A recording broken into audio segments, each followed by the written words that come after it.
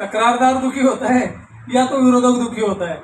हम 100% कभी किसी को खुश नहीं कर सकते, समझे ना।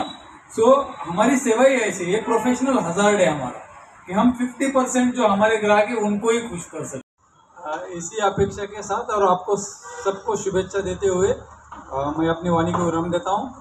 तुम्ही सर्वजण आले, माझ्यासाठी थांबून राहिले। मला कदाचित यायला उशीर झाला, परंतु मला आबासाहेबांनी 5 वाजताचा टाइम दिला होता, तर मी 5 वाजेच्या आधी माझं भाषण पण संपवतोय। आता 4:58 झाले। धन्यवाद, थँक्यू।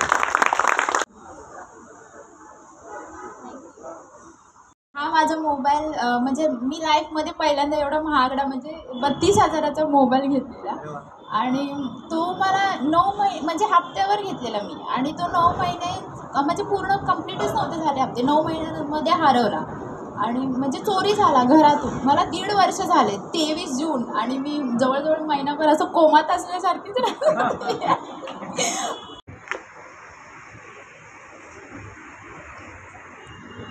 सिरियल नंबर 25 पवित्रा महांती।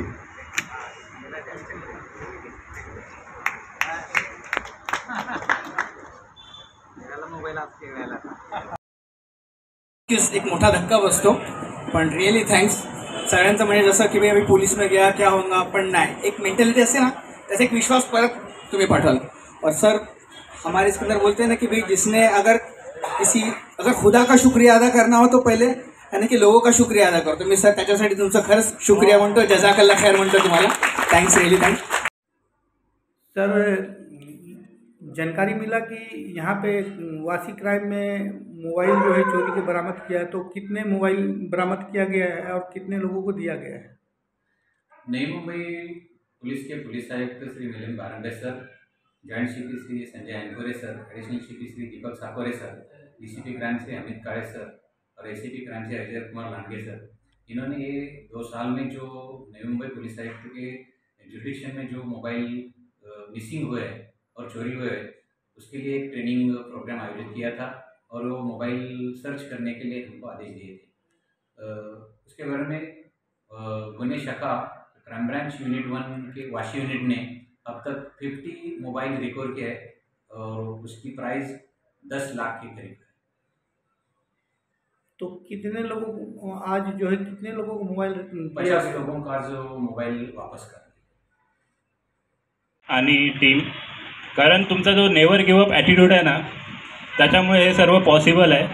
आणि लाईफमध्ये पण मी स्वतः मला 2 महिन्यापूर्वीच मोबाईल हरवलेला आणि 1 हप्ता आपल्याला त्रास होतो, नंतर आपण नवीन मोबाईल घेतो, फक्त जाऊन जसं त्यांनी सांगितलं आधी की आपण कंप्लेंट करतो, बोलतो की पोलीस एक कागद देतील, काय कोण शोधणार नाही, ही आपली मेंटॅलिटी असते। आणि त्याच्यानंतर सडनली जेव्हा तुम्हाला कॉल आला असेल, तुम्हाला अरे खरोखर कॉल आला आहे की कोण असंच फसवतं आहे, मला स्वतःला तसं वाटलेलं। पण तुम्हाला आता हे सांगतो की लाईफमध्ये पण आपलं सेम तसंच आहे। आपण कुठल्या वाईट मार्गावर आहे किंवा कुठल्या चुकीच्या रस्त्यावर चाललो आहे ना, फक्त आपल्याला एक स्टेप घ्यायची असते आणि त्यामुळे आपला दुसरा दिवस आहे ना तो चेंज होऊ शकतो। आणि ह्यांचं जे डेडिकेशन आहे तेच आपण सर्वसुद्धा करू शकतो आपापल्या वर्कमध्ये किंवा दुसरं पण आपण ज्या मार्गावर आहे त्यामध्ये। असं नाही की साईडहून आपल्याला कोण बोलते की तू करू शकत नाही, तसं कधीच मनात विचार नाही राहायचा, फक्त पॉझिटिव्ह माइंडसेट। आता बरादे साहेब आहेत, आप्पासाहेब आहेत, त्यांनी पण त्यांची कन्सिस्टन्सी दाखवली, नेहमी प्रयत्न केले की जेवढे जास्ती मोबाईल भेटतील। साहेबांनी ACP साहेबांनी पण सांगितलं की बाबा मला 100चा टार्गेट आहे, पण 100 पूर्ण नाही झाले म्हणून असं काही नाही होत की बाबा आपण हारलो आहे। काहीतरी प्रयत्न केला, 50पर्यंत पोचले, नेक्स्ट टाईम ते 75पर्यंत, पण ती स्टेप घेणं खूप गरजेचं आहे आपल्या सर्वांच्या लाईफमध्ये। तर फक्त एकच सांगेन की लाईफमध्ये ना एक स्टेप घ्यायची, कधी विचार नाही करायचा की आपण फेलच होणार आहे। कधी कधी आपण फेल होतो, कमी मार्क्सनी 35 भेटले 100 पैकी, पण नेक्स्ट टाईम तरी आपल्याला त्यापेक्षा पण कमी भेटत आहेत, असं नाही झालं पाहिजे। आपण फेल झालो तरी पण त्याच्यापेक्षा पुढं गेलो पाहिजे आणि फेल झालो पाहिजे। आणि कन्सिस्टन्स ठेवा लाईफमध्ये, तुम्ही नेहमी सक्सेस तुम्हाला भेटेल, फक्त थोडा टाईम लागतो। एवढं बोलून मी माझी वाणी बंद करतो। थँक्यू।